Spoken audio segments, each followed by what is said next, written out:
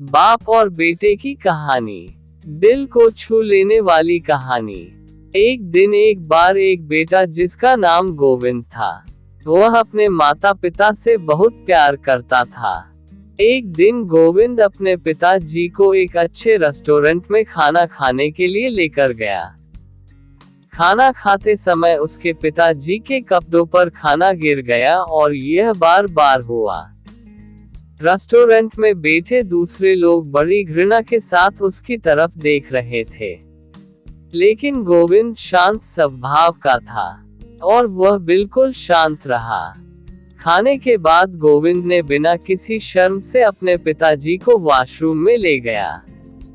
उनके कपड़े साफ किए, हाथ मुंह साफ किया, बाल ठीक किए, फिर अपने पिताजी को बाहर लेकर आया।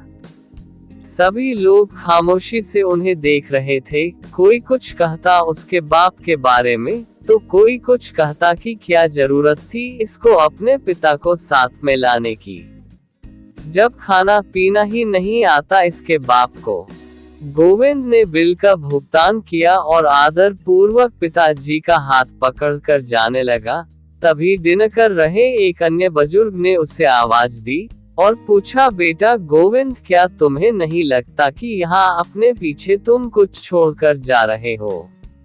उसने जवाब दिया, नहीं सर, मैं कुछ भी छोड़कर नहीं जा रहा।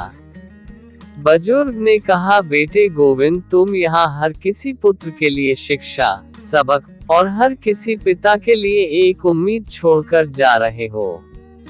आमतौर पर हम लोग अपने बुजुर्ग माता पिता को अपने साथ बाहर ले जाना पसंद नहीं करते और कहते हैं कि आप बाहर जाकर क्या करोगे, आपसे चला तो जाता नहीं और न ही कुछ खाया पिया जाता है, आप घर में ही रहो। लेकिन क्या आप भूल गए कि जब आप छोटे थे ठीक तरह से खाया पिया भी नहीं जाता था, तब हम आपको अपनी गोद में बिठाकर बाहर घुमाने लेकर जाते थे, अपने हाथों से खाना खिलाते थे। खाना गिर जाने पर या फिर कोई गलती हो जाने पर डांटते नहीं थे, बल्कि प्यार से समझाते थे। फिर वही माँ बाप बुढ़ापे में बोझ क्यों लगने लगते हैं? माँ बाप भगवान का ही रूप है, इनकी सेवा करो, इनकी कदर करो। खुशियों से भरा हो वो संसार जिसमें ताउम्र हो पापा का प्यार।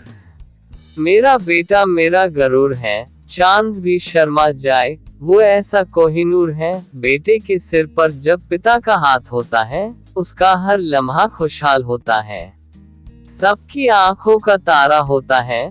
बेटा सिर्फ बेटा नहीं, पिता का सहारा होता है। वो हमें पानी देकर खुद पसीने से नहाते हैं, हमारी मुस्कान देखकर अपना दर्द भूल जाते हैं, हमारे सपने हो पूरे इसलिए वो काम पर जाते हैं। वो इंसान नहीं, हम जो पिता कहलाते हैं।